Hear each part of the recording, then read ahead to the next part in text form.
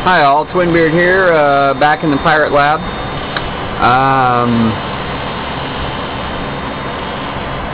And I've just been doing a little goofing around here. This is another degaussing coil out of the back of a television. It's a 20 ohm approximately version.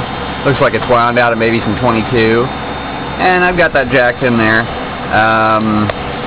All it's doing is lighting this neon lamp here, to tell you the truth. And we've got the smaller output coil here connected to a bridge rectifier here going out to the cap bank again. And we can see our trace here. Caps aren't connected at this point. And if I tune this up, I can get this joker close to 1,000 volts in peak-to-peak output.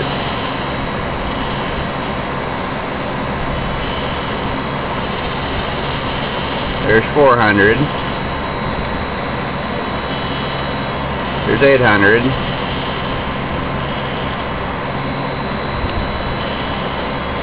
So that's off our little 34 generator coil.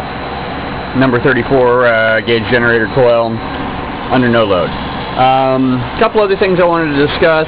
I cleaned up a couple of these circuits over here. Some people had some confusion on what was going on. This and this is one separate circuit. We've got two wires running back here to a battery that's charging, and our other two wires come over to our main power bus right here. Everything is tied in for the most part to this main power bus. We have a positive and negative leads here. This device here, charging battery, controller, that's all one separate device, okay? And then the flower power device is obviously a separate device. So what I did was I kind of put this, mounted this coil up on this little case type of setup here. This allows me to move this around and eliminate some rattle, and I can move it around on the desk as well, which is handy. This case came from a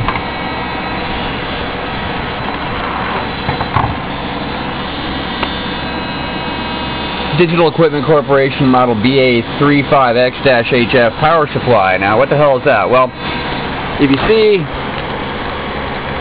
this cabinet, this is a Digital Storage Works cabinet. It used to hold rows and rows and rows of hard disks. And each of those hard disks, each row, required its own power supply. So here it is.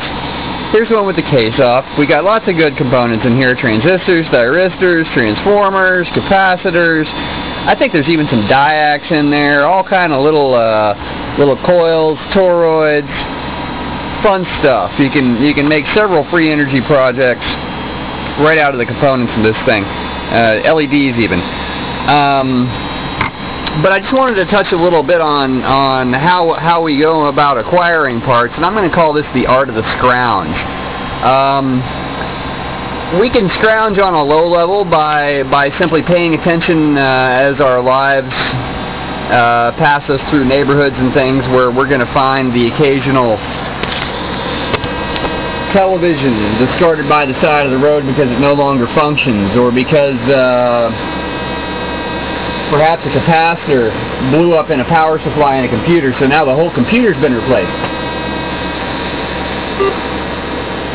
So we can scrounge parts that way, and that's kind of a passive scrounge method. A little more active scrounge method would be the dumpster dive, and this is where you're going to actually target specific locations to go hit the dumpsters to get the stuff out.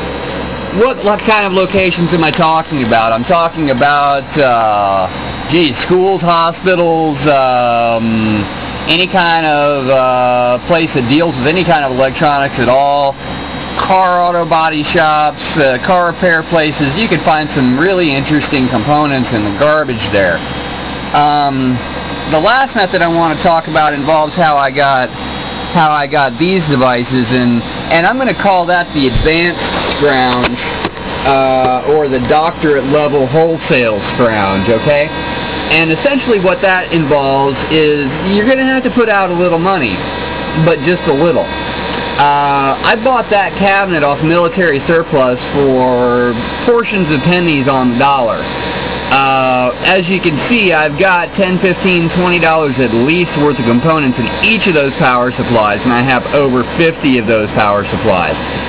So, kind of your advanced scrounge method is going to be to focus on your local storage auctions, your military and otherwise government surplus auctions, your localities, your police departments have those all the time, as do the school boards, and you can wind up with piles and piles and pallets of equipment for next to nothing. Most of the parts in the flower power device are scrounged this way.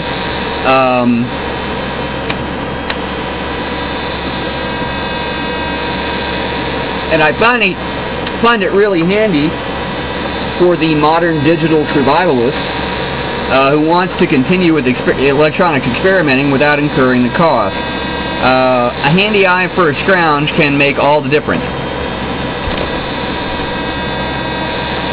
And okay, I wanted to talk a little bit and ask a couple questions here about the method Synchro is using to develop his feedback to source. From my understanding, we should have a setup like this. This is just a little satellite rotor here connected to the flux transformer. It's sharing the field, and we're creating a flux path there. And there's a little doorbell coil wrapped around it. So if you can see, there's two orange LEDs that are flashing there, and I'll back this up a little bit further, get it a little closer, and you can see our brightness increase significantly.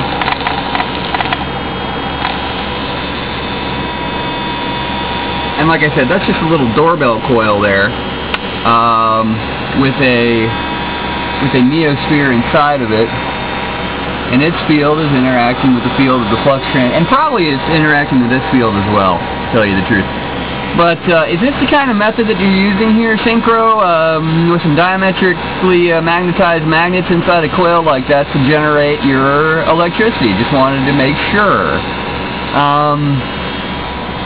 Through a feature, or not really a feature, but a property of a magnetic field that some of our laymen may not know, and we can easily show it off here, just a simple induction.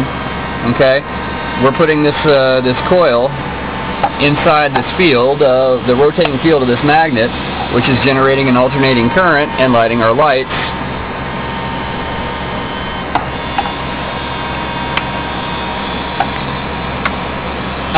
So essentially the same thing's happening here. We've got another magnet, however, this time instead of a coil, interacting with the flux field, and it's getting synced up with the larger magnet, which is creating its own generator effect in this coil, which is lighting these lights.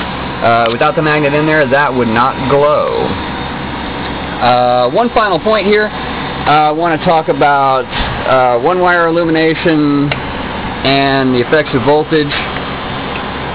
Effects on voltage of physical proximity. I'm going to just look at the scope here, and I'm going to touch one of my generator coil outputs, this one lead. And you can see the voltage kind of blast off through the roof there. I'm going to touch the other lead now. And this is for Kuan. I just wanted to show you a little bit of the effect there of how that works. Your body's essentially acting as an antenna for the static electricity that we're generating here. So, kind of how it goes. That's all for now from the Pirate Broadcast. Everybody keep hacking.